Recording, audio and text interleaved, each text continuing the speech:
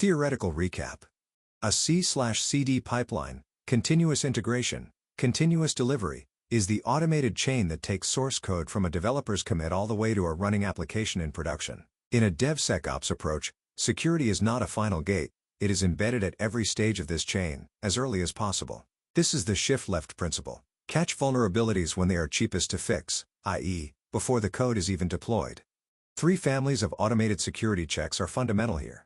SAST, static application security testing, analyses source code or binaries without executing them, looking for insecure coding patterns, hard-coded secrets, or dangerous function calls. DAST, dynamic application security testing, attacks a running version of the application from the outside, simulating what a real attacker would do, uncovering runtime vulnerabilities like injection flaws or broken authentication.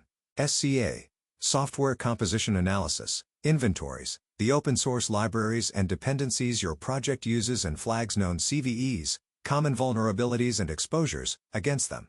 A common mistake beginners make is placing all security checks only at the end of the pipeline, treating them like a checkbox before release. This defeats the purpose. A SAST scan run only before deployment means developers have already built layers of code on top of a flaw.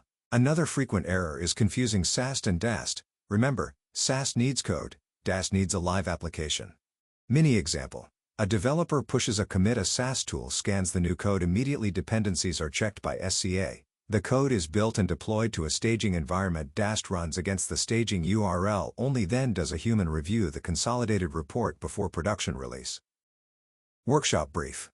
In this workshop, you will design the security architecture of an imaginary C/CD pipeline for a fictional web application called ShopSecure, a small e-commerce platform built with a Node.js backend, a React frontend, and several open-source libraries. ShopSecure handles user authentication, payment data, and an admin dashboard. Your task is not to write code. Your task is to think, decide, justify, and document where and why specific security checks belong in the pipeline.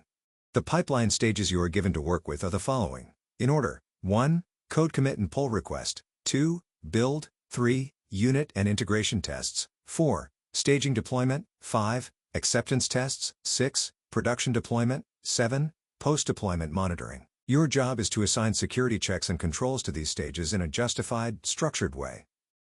Step 1. Map your security checks to pipeline stages. For each of the 7 pipeline stages listed above, identify which security checks or controls should be active at that stage. You must cover at minimum: SAST, DAST, SCA, secrets detection, checking that no API keys or passwords are accidentally committed, container image scanning, checking that the Docker image used to run the app has no known vulnerabilities, and a manual security review gate. For each check you place, write a short justification, 2 to 4 sentences. Why does this check belong here and not elsewhere? What threat or risk does it address in the context of ShopSecure specifically?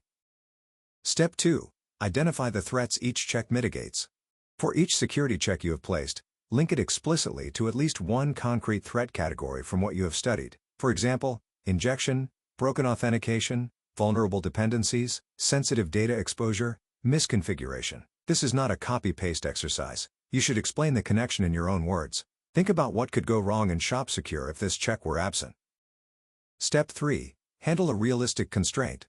You are told by the fictional development team that running all checks on every commit is too slow and is slowing down developer productivity. They want to cut security checks to speed up the pipeline.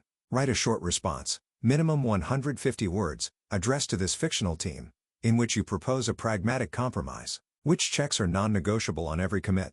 Which can be moved to a nightly scheduled run or a pre-release gate? Justify your choices with technical and business arguments. Step 4. Produce your deliverable.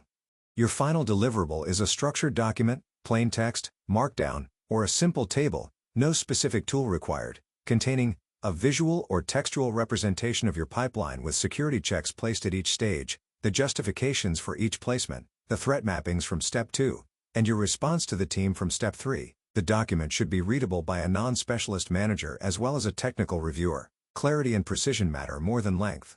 Aim for a document between 600 and 1200 words, not counting any diagrams or tables.